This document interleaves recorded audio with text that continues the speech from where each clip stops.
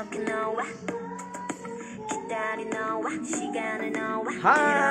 Good morning! Good morning! Yes! Good morning Philippines! Good morning Marinduque! Good morning Bicol! Maray na aga sa indong gabos mga tugang at sa lahat ng ating mga kangani, kamanding, kabaya. Magandang morning!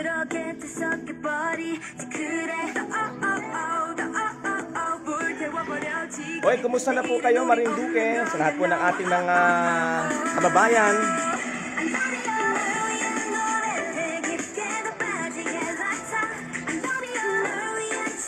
Ayan, hulaan niyo po kung nasan ako. Ayan, hulaan niyo po kung nasan ako.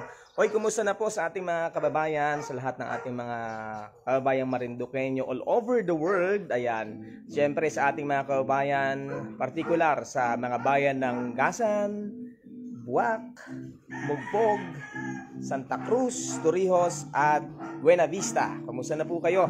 So, maaaring itanong nyo, nasaan si DJ Adrian ngayong morning? So, we are here at Bicol Region. Ayan, maray na aga sa indong gabos mga tugang na Bicolano. Ayan, this is our first day here in Bicol Region, particular in Sorsogon City. Ayan. At this is my first day dito sa ating travel vlog, ano. So mamaya ko ikukwento kung bakit narito po tayo. And this vlog is brought to you by may commercial talaga, no? Brought to you by Purple Living International.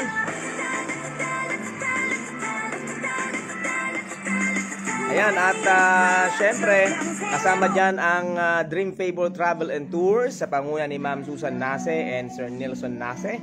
Ayan, at sino pa? Nandyan ang Chang Restaurant, Chang Car Wash, nandyan ang Lucky 7 Channel 3, Lucky 7 Pension House, FNB Educational Incorporated, and of course, Toto Noel Head and Body Relaxation. Pagbalik namin dyan, pagod, sigurado magpapa-relax kami dyan. Hello Ma'am Alma and sa lahat ng staff ng Toto Noel Head and Body Relaxation. Benelin Perez from magandang morning. Ayan. Ayan. At again, ito po naman ang inyong DJ Adrian Rosales. Live here at Bicol Region in Sorsogon City. Pero Roger, ano ngayon? I lift my heart. Ayan. Ayan, kasama ko si Kuya Roger sa kanyang anak. Ganda ng damit, oh. It's more fun in the Philippines. Yes, it's more fun in the Sorsogon. Yeah, in the Sorsogon. Ayan, sa mga kababayan natin, ikukwento ko sa inyo bakit kami nasa Bicol Region. So this is our part of our tourism. Ano, may mga kinakailangan tayong gawin to promote siyempre Marinduque and other places here in the Philippines. Ayan. So, ayan. At ikukwento ko kung paano kami nag-travel. Hello po sa lahat ng ating mga kababayan sa Marinduque at sa lahat ng tagapanood sa Marinduque News Network. Ayan, balik ko sa akin ang camera. Ayan, so kakape muna kami. Ayan, kape muna ako. Ang sarap ng kape. Ito yung kape na balanse ng ng bituka. Ayan, pambapayat din, parang tabako na, no. Yan, ito po ay yung green coffee ng Purple Living International. Hello Sir RD, sa lahat po ng mga distributor ng Purple Living. Yan, thank you Benelin for his, yan. At uy, sama naman niyo ako sa ating 20,000 viewers. 20,000 talaga, no. So, pinakita ko yung motor, yung aking Ayan, at siguro na muna ako ng kape, ha. Kamusta yung audio ko? Malinaw po ba? Ayan. So, kuha lang tayo ng ayan, ang sarap ng kape pag ganitong umaga. Kumusta ang inyong araw ng Miyerkules sa ating mga kababayan? Parang likod ng camera ko. So, ayan. Doon sa mga gusto po na pumasyal mga gusto pumasyal din dito, para makita din yung turismo ng Sorsogon, Morning, Perlita Liatiaco. Ayan. So may mga gusto rin po tayong makita, para syempre may apply din natin sa ating lalawigan yung mga regarding sa tourism, So, siyempre nag-explore po tayo and kung ano yung makikita natin na magagandang bagay na pwedeng i-apply sa ating lalawigan, yun yung ating gagawin din. So, ayan, although sinamantala rin po namin na medyo mura pa ang pamasahe sa barko. At medyo hindi pa tumataas uli ha, ang diesel natin. Naggayayaan po or kami po ay nagtungo po dito sa Bicol, and we hope ma-meet din natin yung isa sa kaibigan po natin sa tourism, isa pong dating regional director ng Mimaropa DOT, Department of Tourism. I-meet din po natin dito sa Bicol region. Ayan. And nakikitira po muna kami sa isang napakabait na mga taga Bicol, sa kapatid ni Tito Nelson dito sa Bicol. Hello Rosana Soberano Pilano, morning. Hindi po ako si DJ Myung ha. Mas gwapo naman sa akin si DJ Myung, magsiselos 'yon. DJ Adrian po. Ayan, ang inyo pong nakakasama ngayon. So, ayan, umalis po kami sa Marinduque ng kahapon ng 6:30. Ayan, 6:30 in the... Okay lang po, okay lang. Nag-vlog lang po ako. Okay lang. Ayan. So, umalis po kami ng 6:30 in the morning kahapon sa Marinduque. Sumakay po kami ng 6:30 ng barko. Shoutout nga pala kay Sir Mark ng Star Horse, And ayan, may ako na ikwento tungkol sa pag-usapan yung tungkol sa barko. Ganda ng background music, Ayan. Hello Frederick Permijo, magandang morning. Ayan, magkano pamasahe ngayon sa barko? Mamaya natin pag-usapan. Kwento ko muna yung aming biyahe dito sa Sorsogon. I lift my heart in Sorsogon. Ayan, ito po yung lugar ni dating Governor Chis Escudero, na husband naman ni Heart Evangelista. Wow, celebrity ang pinag-uusapan. So, bago tayo pumunta sa celebrity, umalis kami ng 6:30 ng umaga sa Marinduque, and maaga kami nakarating. Medyo dumaan muna kami at may mga inasikasong documents yung ating mga kasama. Diyan naman sa nga yung kinuha ng document, ng passport. Ayan, diyan sa DFA, diyan sa bahagi naman ng Pacific Mall. Ayan. So doon sa mga nagtatanong kung kukuha po ng passport o magre-renew, pwede po kayo mag-online muna. At diyan kayo magpa-schedule. Ang venue po ay naandyan sa Pacific Mall sa Lucena. So then, siguro mga around 5 o'clock, kahapon umalis po kami. And shoutout nga pala doon sa relatives ni Tito Nelson na pinakain kami diyan sa Lucena, diyan sa Barangay Dumuit. Then bumiyahe kami, and by 8 o'clock in the evening, mga 8:30, nakarating po kami ng Tabugon, diyan sa bahagi naman ng Camarines Norte, sa Santa Elena, Camarines Norte. Then yun, kumain lang kami, nagbiyahe po kami, and around 3 o'clock in the morning, ayan, ako na po yung nag-drive from Tabugon to Sorsogon, and nakarating kami mga 3 o'clock in the morning. So, ang ganda po, ang daming mga development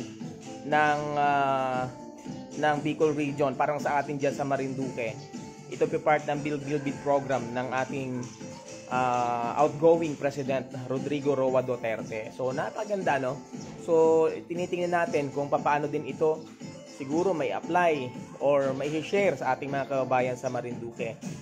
And mamaya, magsisimula na yung amin din pong pag-ikot para tingnan yung magagandang mga area din dito.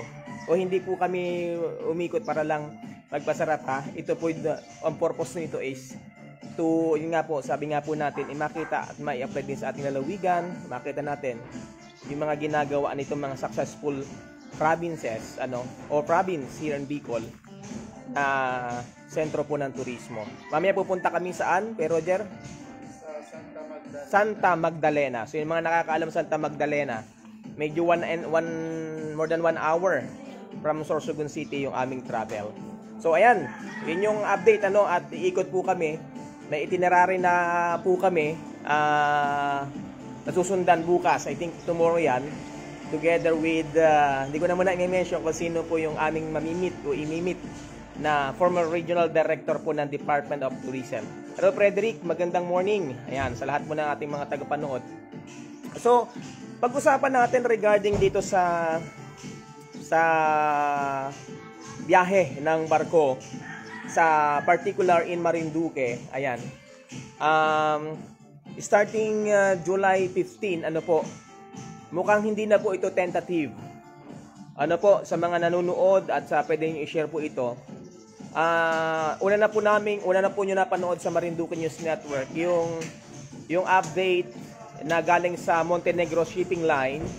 And yesterday ay nag-update na rin po ang Star Horse Shipping Lines dito nga po sa napipintong pagtaas ng pasahe ng tao at saka po ng mga sasakyan sa nasabing dalawang shipping company na nabiyahe sa atin sa Marinduque, ano. So 470 yung regular fare ng mga tao. Ulitin ko ha, starting July 15 po yan. 400 sa senior. Yun yung, ano nga ba? Sa student. No? Sige, panoorin na lang po nyo yung mga update din po sa Marinduque News. Pero, ito po, medyo talagang masakit ito sa bulsa. Masakit din po sa isipan. Masakit sa isipan na isipin, na talagang mahirap po ang buhay, talagang tataas pa itong pamasahe. At sa sasakyan, yun po kasing regular na pamasahe ng mga SUV is 2,800 plus. Pero starting July 15, mas tataas po yan. I think mga 3,000 plus na po yan. Kasi ito po yung computation, batay po doon sa pakikipag-usap ko sa manager ng Montenegro. At ito na rin yung naging usapan, kabayan, noong pong dating hearing ng dalawang shipping na pinatawag ng provincial government, particular and ng Committee on Transportation dito sa dalawang shipping line, base na rin sa ating pong kahilingan ng Marinduque News Network. I think mga 3 years ago, doon nga sa unang pagtaas, di po ba? Dati nasa 180 plus lang yung pamasahe natin. Then, few years ago, naging 390 na yun yung matagal na kumbaga rate ng ating pamasahe. Then, nung pinatawag nga po, ay sinasabi nila na mas mataas pa daw po dapat nga doon. Kasi pinaliwanag po nila na doon daw po sa taripa ng pamasahe ay 26 pesos daw ang rate, at kinonfirm naman yan ng Marina. Dahil doon sa hearing na yan, kasama nga yung Marina, 26 pesos per nautical miles. At ang Marinduque po ay may 26 nautical miles. So, 26 times 26, yun po yung magiging pasahe. Ayan. So, ayan. At kung yung sasakyan mo, 26 times 26, 26 nautical miles times 26 pesos per nautical miles, yun po yung computation. Tapos yung sasakyan nyo po, ang haba po ay 4 meters or 4 meters po, ila-times nyo po yun doon sa 26 times 26 times 4. Yan po yung magiging presyo, regular price na po nung pamasahe o amount nung po magiging pamasahe natin. Perlita Lutiaco, mahal na pala uwi pa naman sana ako. July 15 pa po yan ha. Yan pong open na po. July 15 pa po yan. Yang napipintong taas pasahe na yan. So, ayan. At medyo mabigat po talaga ito. And nagpahayag na rin kahapon ng Star Horse na itataas na rin nila yung pasahe. So, ayan, yan po yung update natin. And ano pa ba? Ano pa ba yung mga update? Ayan, at yun nga, yung taas ng crudo natin. Sa Marinduque na umalis po kami, parang nagalaro sa 89.50 something, So, paalala ko doon sa mga uuwi din ng Marinduque na siguro magpakrudo na rin kayo diyan sa kabila, And para medyo makatipid-tipid po kayo. Pero siyempre, doon naman sa lokal din natin, sinusuportahan natin yung mga local businessman natin ng mga gasolinahan, yung mga petroleum company. Ito po yung sinasabi natin na dahil nga sa pagtaas ng presyo ng petrolyo, yung sinasabi din ng shipping company na dahilan kung bakit kailangan na rin nilang magtaas. Yun ang sinasabi nila dahil nga sa patuloy na pagtaas ng petrolyo. So, ano po ang mangyayari? Tataas yung cost nung pagbiyahe sa atin, nung mga tracking, nung mga pangunahing bilihin. So, ang mangyayari po diyan, susunod. Ang inaasahan natin na mangyayari at nakakalungkot na mangyayari.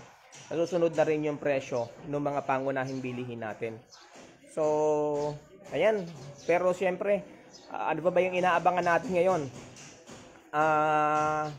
Na siyempre lahat tayo nag-aabang. Ano ba ang magagawa ng ating pamahalaan, especially ang national government at ng ating incoming president, Bongbong Marcos.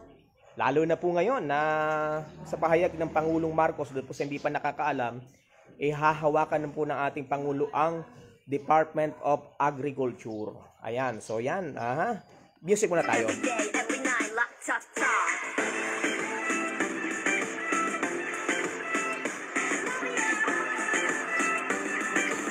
Opo, again, ang sabi po ng Pangulong BBM ay siya po ang hahawak ng agrikultura na talagang kailangan naman natin palakasin sa ating lalawigan.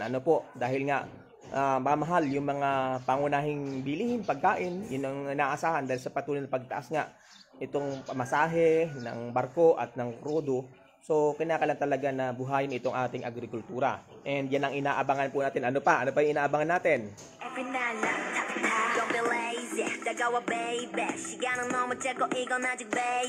Yan, inaabangan din po natin ang pag-upo nga ng nakapanumpa na ang ating pangalawang Pangulo Sara Duterte, ang agila ng Mindanao. Ayan, at kasama natin syempre si Ate Sara Duterte. Shoutout nga pala sa lahat po ng mga kuya, mga ate at bunso ng Tatlong Hari Matikas Eagles Club. Hello po sa aming mga kuya at mga kasama sa Marinduque Matikas Region. Magandang araw po sa inyo lahat. At sa lahat ng agila sa buong Pilipinas. Ayan, yan po, magandang araw.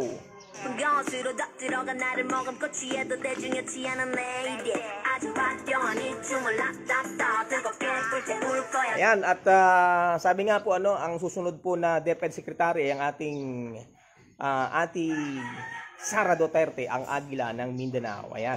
And ano kaya ang inaasahan? Magkakaroon na kabayan ng face-to-face?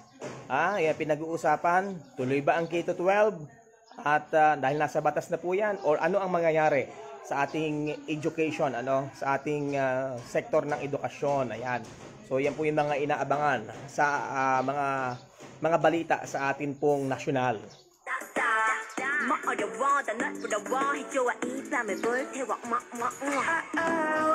Isa pa sa mainit talaga na pinag-uusapan ngayon. Ayan, yung pagpanaw na po nung ating isang kababayan na nabagsakan nga po ng bunga ng niyog diyan po sa Kanat, sa bayan po ng Buwak. So malungkot po ito na balita.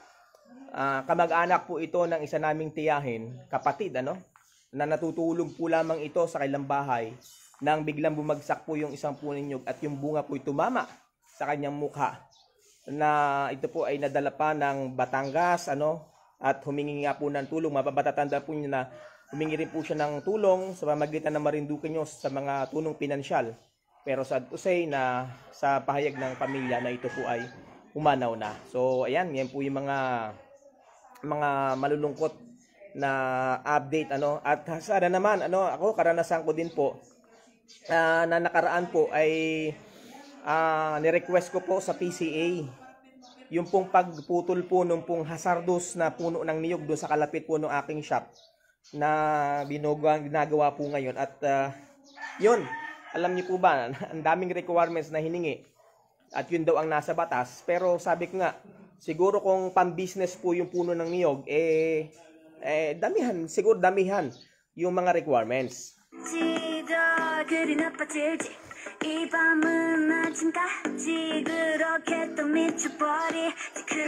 O yan, dahil nga hazardous po yung puno ng niyog, siguro naman bawas-bawasan ng PCA yung mga requirements. Isipin nyo, pinakuha po ako ng barangay clearance okay, meron na para po mapatunayan na talagang hazardous yung yung puno ng nyog. Then ano pa? Binisita po nila. Tama naman. Pinagbayad po ako ng 250 pesos. Pero 1 week, yung 1 week po bago na-approve, papaano kung delikado na nga?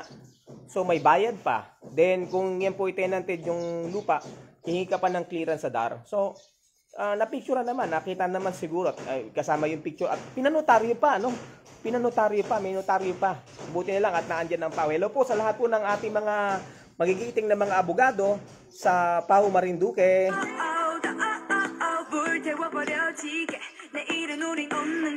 Yan, hello Attorney Ribamonte and sino pa ba yung mga sabi sa sa ating ano ba ito? Integrated Bar of the Philippines Marinduque sa mga abogado diyan, sa mga diputado. Ayan, hello kay kay Attorney Rena Seco ng MBC Manila Broadcasting Company.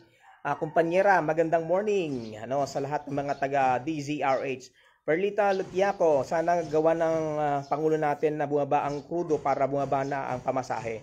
Ayan, tama. Merly Mayana, ilan po ang libre sa dalang sasakyan? Parang dalawa na lang ang libre. So, yan. Yan po yung nangyari at naging mga update sa nakaraang mga binabalita natin sa Marinduque News na aksidente nga po na nabagsakan ng puno ng bunga ng niyog, yung isang kawawang kababayan po natin sa bayan po ng Buwak.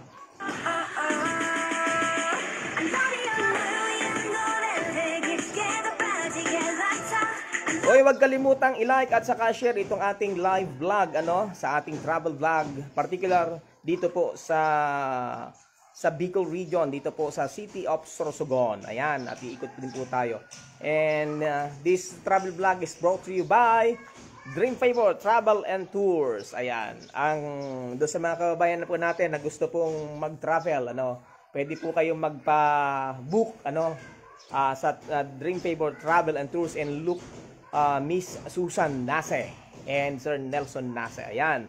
And ano pa ba yung ating pag-uusapan? Tama din yung sinasabi ni Ma'am Perlita, may mga nagsasabi na siguro dapat nang ibalik sa ating pamahalaan, dapat nang ibalik sa ating national government.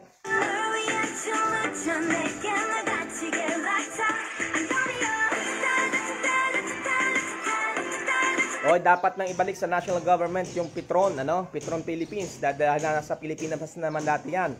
And ano nga kaya ang aabangan natin diyan? Dahil ngayon yan ay hawak ng San Miguel Corporation ni Ramon Ang, ibabalik nga kaya o handa bang ibalik sa gobyerno para mas makontrol ng pamahalaan ang presyo ng crudo by Petron? So yan ang aabangan natin na sana nga dahil lahat ay sumusunod, pangunahin bilihin, pasahe, pero hindi sumusunod naman yung sweldo ng ating mga kababayan sa patuloy na pagtaas nitong mga mabigat talaga sa bulsa na dalahin ng ating mga kababayan sa araw-araw.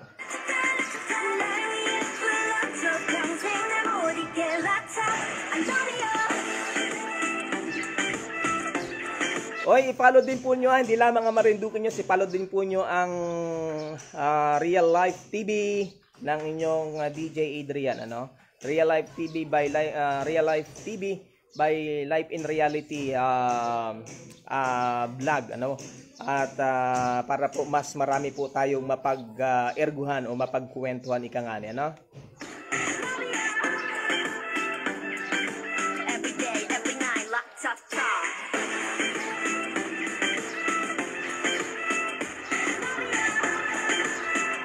Ayan, at ipatuloy po tayong iikot sa mga susunod i-update po namin kayo kasama ang Dream Favor Travel and Tours. Doon sa mga kababayan natin na naghahanap ng maayos sa serbisyo, gusto niyo mag-tour, magpa-book po kayo sa Dream Favor Travel and Tours, And kung gusto po niyo na meron ng sasakyan, kasama na po sa package yung sasakyan.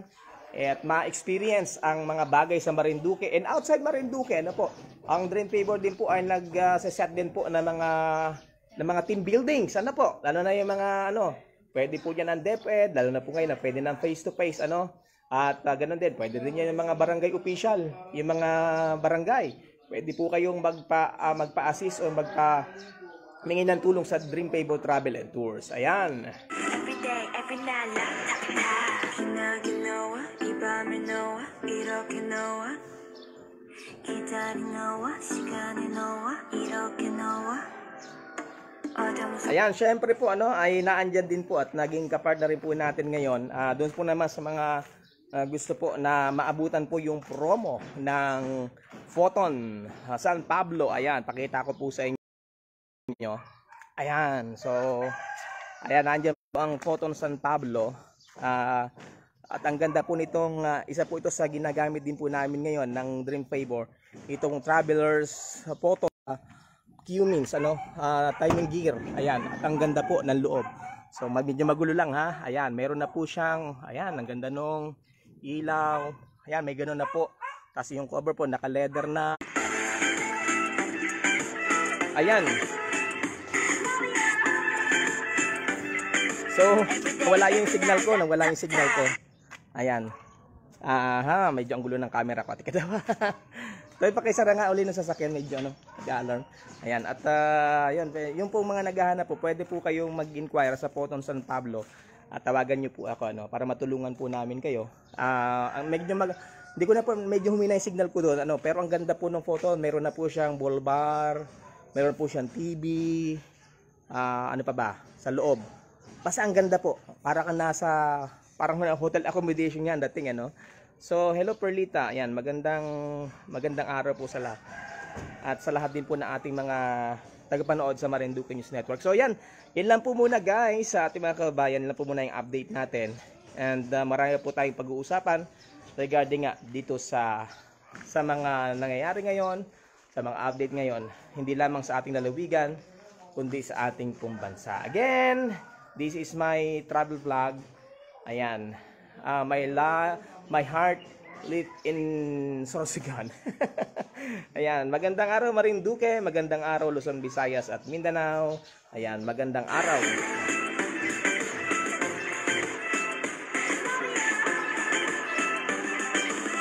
Ayan, mamaya samahan niyo po muli kami sa mga susunod pa nating mga update at sa mga susunod pa. Atid po yan ng Dream Favor Travel and Tours. Ayan, ang Travel and Tours, only accredited Travel and Tours sa ating lalawigan ng Marinduque. At kami po ngayon ay umiikot para po mas marami pa tayong ma-share na magagandang bagay, lalo na po sa sektor ng turismo. Again, magandang araw Marinduque, magandang araw Luzon, Visayas at Mindanao. Sa lahat ng ating mga tagapanood, magandang araw. This is your DJ Adrian sa ating travel vlog. Magandang araw, God bless, bye-bye!